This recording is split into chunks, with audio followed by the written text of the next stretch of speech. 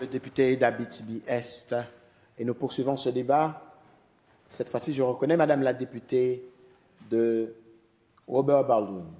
Merci, Monsieur le Président. Nous en arrivons finalement au 8e budget de ce mauvais gouvernement caquiste.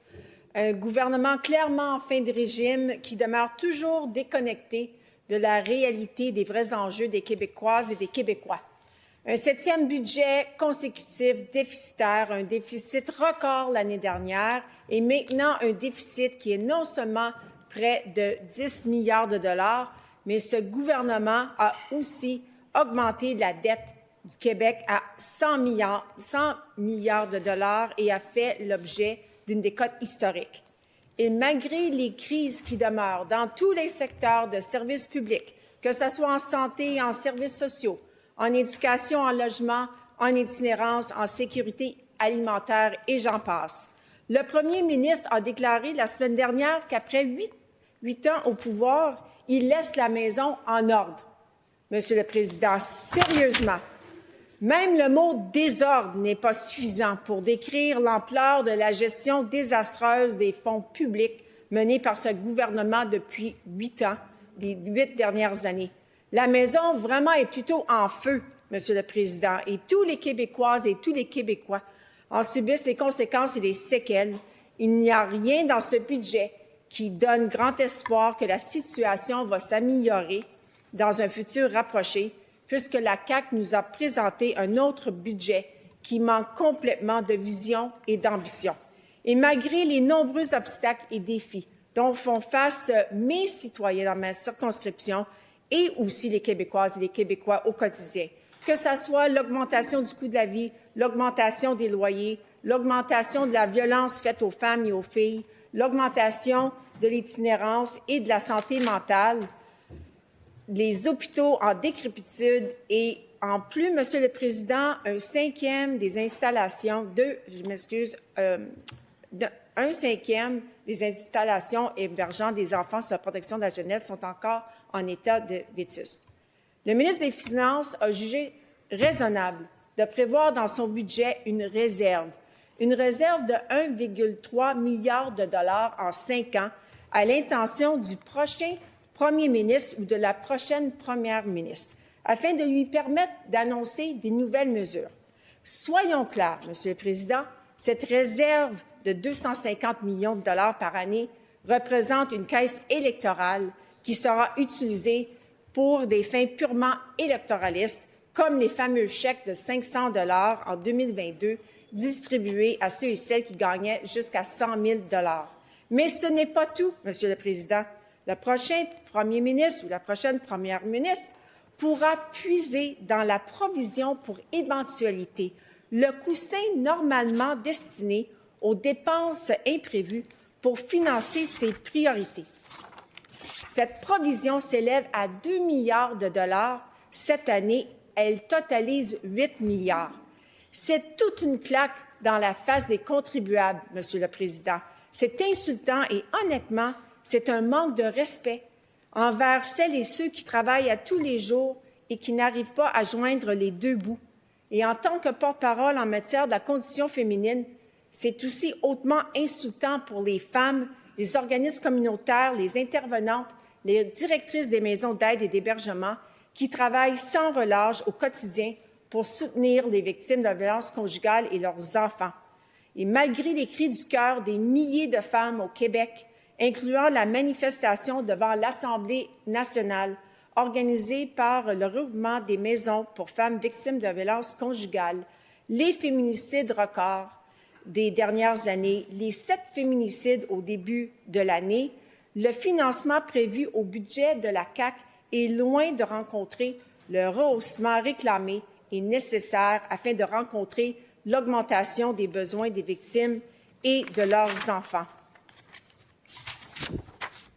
Des victimes vont continuer, Monsieur le Président, d'être refusées de l'hébergement faute de place et les vies de ces victimes demeureront en péril. Les listes d'attente pour les services externes vont continuer de se prolonger et des victimes, des jeunes femmes et filles et leurs proches ou des amis ne pourront pas consulter les intervenants dans un délai raisonnable afin d'obtenir les conseils requis pour aider une victime. Le filet de sécurité pour ces femmes va demeurer brisé parce que la CAQ n'a pas eu la volonté politique de prioriser la violence faite aux femmes au Québec. Rien n'a été prévu dans le budget pour ouvrir de nouvelles maisons afin d'accueillir les femmes et leurs enfants qui ont besoin d'hébergement, ni pour bonifier le financement des 4 maisons actuellement en démarrage. Et la situation est pire, Monsieur le Président, pour les maisons de deuxième étape, puisque l'investissement moyen de 3,3 millions de dollars prévu au budget couvre moins de 15 des besoins financiers réels de ces maisons et échoue à répondre aux réalités du terrain. Il y a aussi l'incohérence totale qui demeure entre la reconnaissance de l'existence d'une crise en violence conjugale et le manque de nouvelles constructions pour héberger les victimes qui en ont besoin. Le budget ne prévoit aucun programme de financement dédié à la construction ou à la relocalisation des maisons de deuxième étape. La CAQ a échoué depuis 8 ans à prévoir et à mettre en œuvre une vision globale pour réellement soutenir les victimes, les protéger, toutes les victimes de violences conjugales, et ça va prendre un gouvernement libéral, Monsieur le Président, pour rectifier le tir et pour faire le nécessaire. Je salue l'intention du gouvernement de vouloir compléter le déploiement des tribunaux spécialisés en matière de violences conjugales et violences sexuelles. Les données en ce qui a trait à l'augmentation de la violence sexuelle faite aux femmes et aux filles sont alarmantes. Mais malgré l'intention, il faut reconnaître, on ne peut pas le nier, que notre système judiciaire est sous-financé et les procureurs du DPCP sont surchargés avec le manque de ressources disponibles. Pour assurer le soutien aux victimes, un financement adéquat doit être au rendez-vous avec l'ouverture de ces nouveaux tribunaux. Dans son budget, son mémoire prébudgétaire de l'Association des procureurs aux poursuites criminelles et pénales confirme que ça fait depuis 2022 que l'APPCP informe le gouvernement de la situation alarmante sur le terrain et que le sous-financement chronique du DPCP a un impact réel sur l'efficacité du système judiciaire.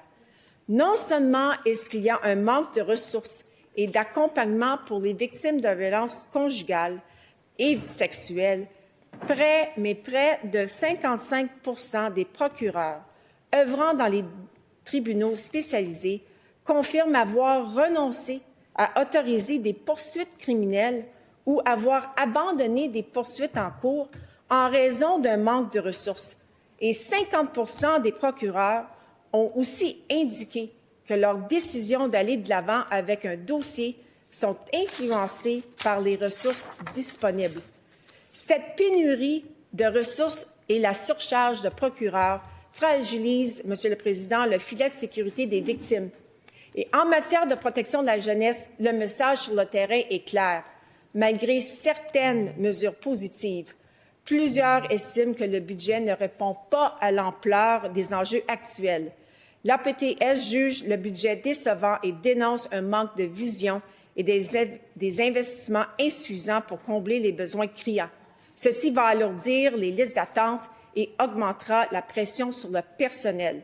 Les organismes communautaires qui soutiennent les jeunes et leurs familles sont indignés par ce budget et que ce gouvernement ignore encore une fois les besoins criants de ces organismes.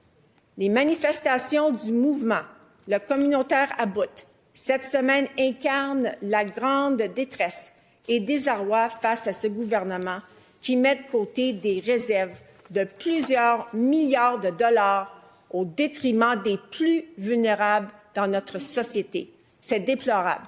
J'ai, Monsieur le Président, la motion de grief suivante. Que l'Assemblée nationale blâme sévèrement le gouvernement caquiste pour un budget 2026-2027 qui ne répond pas à l'urgence de la violence conjugale, qui néglige le soutien adéquat aux maisons d'aide et d'hébergement, aux maisons de deuxième étape, ainsi que le développement de nouvelles unités et qui compromet un accès suffisant, sécuritaire et adapté aux services pour les femmes victimes partout sur le territoire. Merci, Monsieur le Président. Merci, Madame la députée de Robert Baldwin. Votre motion, elle est déposée sous réserve de sa recevabilité.